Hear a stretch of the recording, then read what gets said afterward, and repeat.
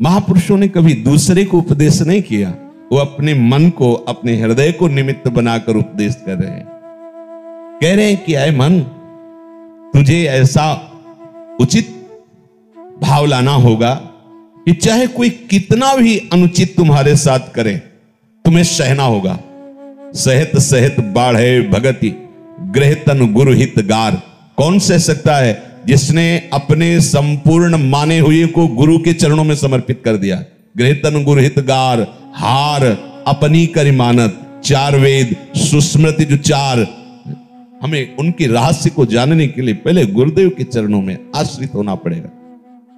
कुल कर्म न जानत, दार्य विद्या करि विचार, चित हित हरिवंश ही, चित हित हरिवंश।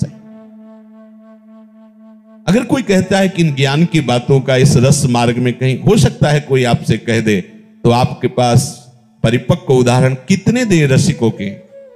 वो कह रहे जीत तो ही ऐसी चाहिए सब ही की सहिले। कैसे सहूं?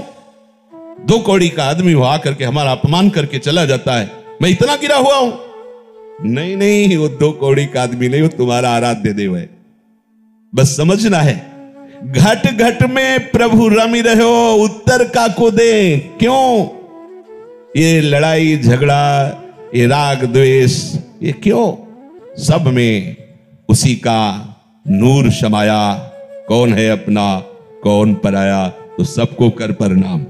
चाहे जिस शब्दों में ले लो, सब उमा जे राम चरण रत विगत काम मद को, निज प्रभु में देखे जगत के ही सन करे विरोध। अगर ये विरोध वृत्ति है तो आप हरिवंश शरणागत नहीं, आप निकुंज के उपासक नहीं हैं। हरिवंश नाम लीन जे अजात शत्रु ते सदा। अजात शत्रु पैदा ही नहीं हुआ जिसका शत्रु। अजात, जात वाले पैदा होता है, अजात पैदा ही नहीं हुआ जिसका शत्रु। पूरी सृष्टि में एक भी कोई द्वेष का पात्र नहीं है जिसके वही माना जाएगा हरिवंश नाम लीन जे। भूरी सखी जी कह रहे कि मानो कोई प्रश्न करे कि कितना सहूं, बहुत सताता है।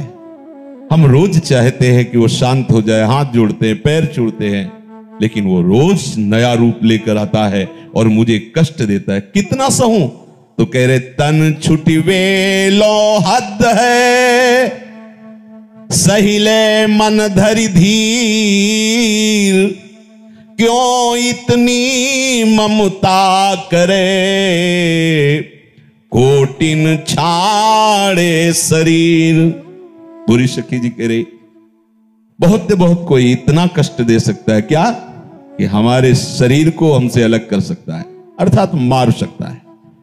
तो तुमने करोड़ों शरीर छोड़ दिए हैं अनेक जन्मों में, अब एक जन्म में प्रियालाल के लिए समर्पित कर दो।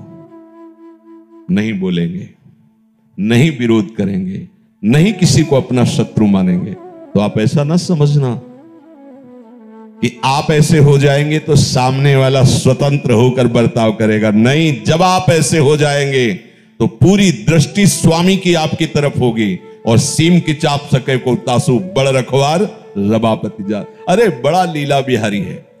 महाभारत में 11 अक्षौणी सेना इस पक्ष की थी, विपक्ष की, और 7 अक्षौणी इधर की। लगभग कुछ बचे थे, नहीं सब स्वाहा हो गए थे। लेकिन भरुही नाम के पक्षी के अंडे का कुछ नहीं बिगड़ा। उसी महाभारत कुरुक्षेत्र में एक विशाल घंटा प्रारंभ में ही उसके ऊपर गिर गया और अंडे के ऊपर पूरा महाभारत हो गया। अंडे का कुछ नहीं। एक से एक महावीर 10-10 हजार योद्धाओं को एक साथ मारने की शक्ति रखने वाले 6 महीना बाणों की सैया पर पड़े रहे, लेकिन उन अंडों का कुछ नहीं। कैसा गजब का आश्चर्य है कि 18 अक्षौणी सेना विनाश हो गई, लेकिन उस पक्षी के अंडों का कुछ नहीं हुआ। क्यों? जाको राखे साइया मार सके लग को। एक दिन प्रहलाद जी ऐसे अपने नगर में विचरण कर रहे थे, तो एक कुम्हार की पत्नी कुम्हारिन बार बार माथा ठोक रही थी, क्या करूं, हाय बहुत बड़ी गलती हो गई। प्रहलाद जी ने कहा क्या गलती हो गई? बोले बस अब कोई बचा सकता है तो भगवान ही बचा सकते हैं, दूसरा नहीं। क्या?